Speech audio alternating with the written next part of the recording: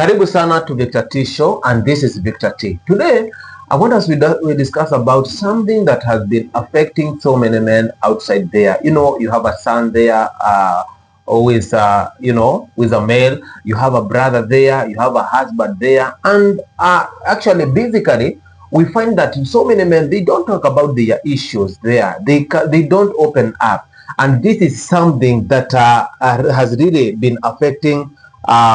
That is men in the society. Today, I'm joined by a professional counselor, a life coach, and also an educator. Hamisi Boy, say hi to people. Thank you, Victor, for having me here. Yes. I take this opportunity to let our viewers know that we are here because of this topic, and we are going to help each other and see what comes out of it, because really mental issues is really a big problem for men, because most of the time, they don't talk about it and they try to bottle it up in themselves. It's like shameful for men to say they are struggling here, they are struggling here. Yes. And so for the few minutes that we have, I know we'll do something about this topic. Thank you so much, Mr. Hamisi Moi, for availing yourself. Tuko hapa kuongea ukweli. This conversation, I know it will change someone's, life. So, Mr. Hamisi Moi, what are some of the common mental health issues that men face, but they rarely talk about? Mental issues that men go through are many, but just going to mention a few of those issues. Sure. Some of these issues is depression, anxiety, and for men it is very, very, very, very bad, because they don't bring it out, they don't talk about it. You find parenting is a problem with them. Work, because they were taught to be perfect when they were growing up. They were taught that men have to be perfect, they don't have to share their problems. And so they go through all this keeping quiet. So those are just some of the things that go on in the minds of men. It's to some extent that they even commit suicide or do a lot of other things because they can't talk about it. So what role does upbringing and culture play in shaping a man's ability to express emotions, Mr. Hamisi? Obviously, in terms of culture, we realize that as we grow up, men are told to be, not to, it's like talking about your difficulties is like shameful, like you are losing it. Yes. It is like you are not a man enough. So this is what culture, that many cultures do that. In upbringing, you will find that even when boys are growing together with girls, you realize that when a boy is going through hard time or is paining, they are told to be strong and they don't have to whine like girls. Yes. But for girls, they are told, sorry, they are told, it's okay, we are going to do something for you. But for boys, they are told, be strong, don't cry like a girl. So they grow like that. So culture and upbringing really affect how people, let alone develop to be. Get you. I got you. So why do many men hesitate to seek help for mental health issues?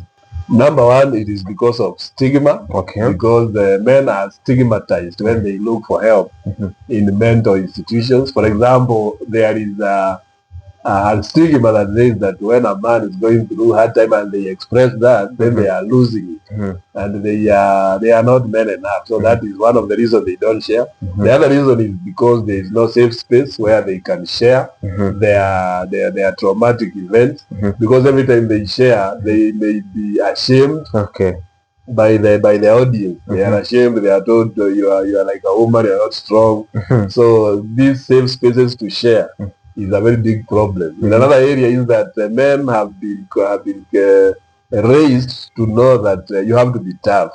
So when they are going through these problems, they don't want to look weak. So they decide to keep it to themselves. Nice. So that means that we have some harmful myths or misconception about men and mental health. Yes, it is true. We have a lot of misconceptions about men and mental health, because it is assumed that men are strong and they may not be needing these services. it is assumed in the society that women are the ones who are weak, that are use feelings. Men, they are saying that they use their minds and they are strong. But when they express their feelings, then they are told you are being feminine. These are all misconceptions about men, even when they are paining. And this one is costing even the society, because these people go like that untreated. And when when that thing is overwhelmed, it overwhelms them now. It comes out in fight, it comes out in people being unbearable. Yes. Yes, because it was not tackled in the right way. So that means that there are some, of course, okay, let me ask this way. Do you have some healthy ways, men can cope with stress, depression, or even anxiety? Of course, there are many ways that men can cope with mental health issues. Number one, as I said, is creating a safe space for them. In this case, we use groups of men who are going through the same problem. Okay. When there are men there, they share. Yes. And then we normalize this issue of mental issues. We don't come with it like it is something new. We normalize it. And even we, as counselors, when we are them, we share our own experiences freely so that they can know men can also go through hard times. And then through those kind of engagements, now men can start now living their life to the fullest. Okay. Yes. Okay. So, Mr. Hamisi, what role can families, spouses, or friends play in supporting men's mental health? The roles are many that family and friends can play in helping this man who is going through these mental issues. For example, not being judgmental when this person is speaking about their issue is one of the things that family can help. If these people are, for example, married, their spouses can help them, like when they are going through a workplace stresses. Maybe they are looking for a job. The wife should now be involved, even trying to help them to get new jobs and apply for jobs and include them even in games. Family members can even call this person when you see they are withdrawing. You can call them to games, to walk with them and speak with them like a friend. All these are things that the family can be able to help. And where these stresses are coming from, maybe finances, and maybe there is a friend who can get them on track. They can do that, because once they start now working, because some of the stress comes from men from when they can't work, because they are expected to provide, and sometimes they don't have the job. So if you can get them back on track by giving them something so they can start, then that will help this person to come back to himself. Okay.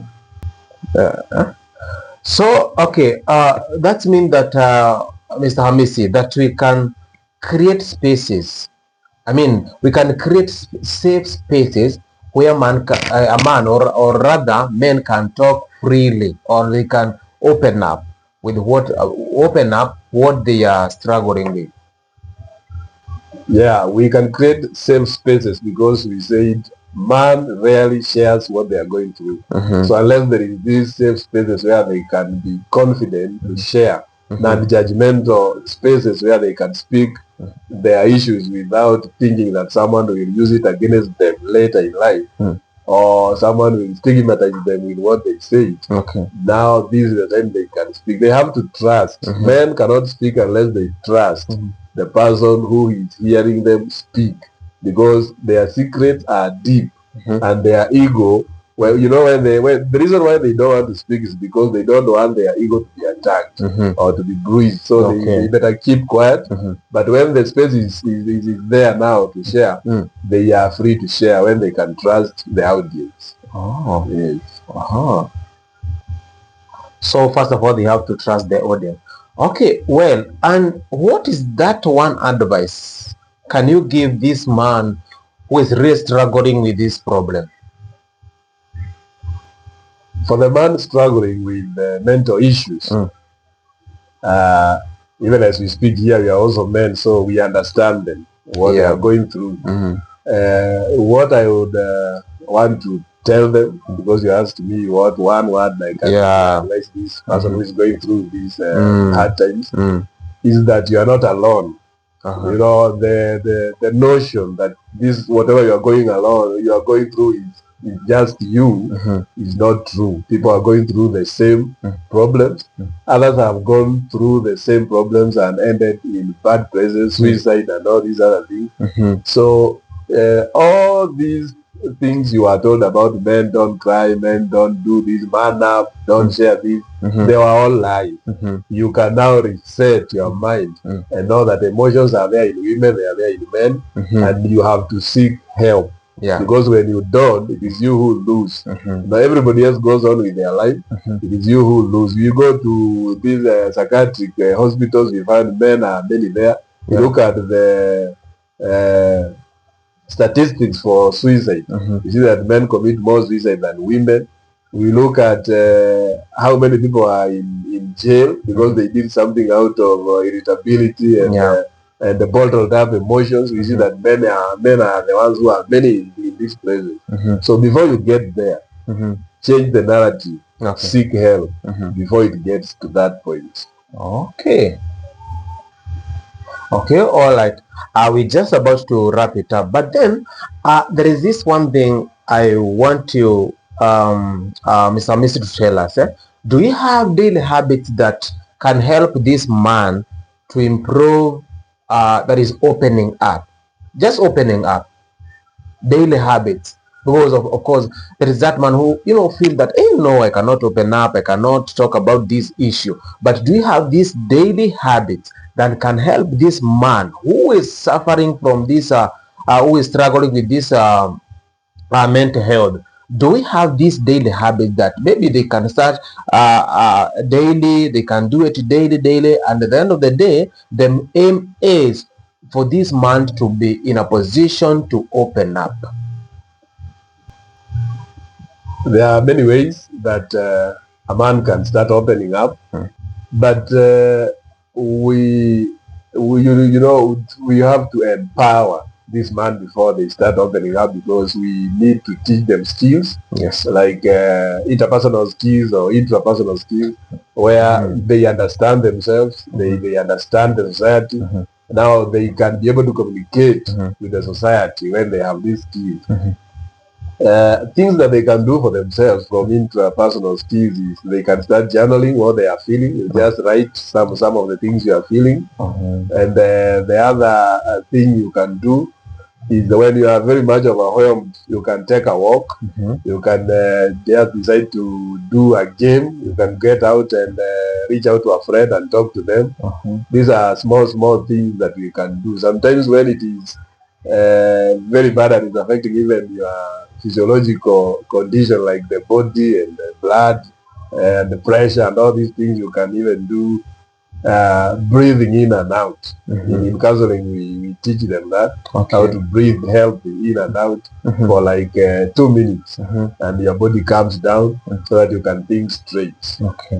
So men can be saved. This issue of mental health is not a life sentence. It is something that can be helped.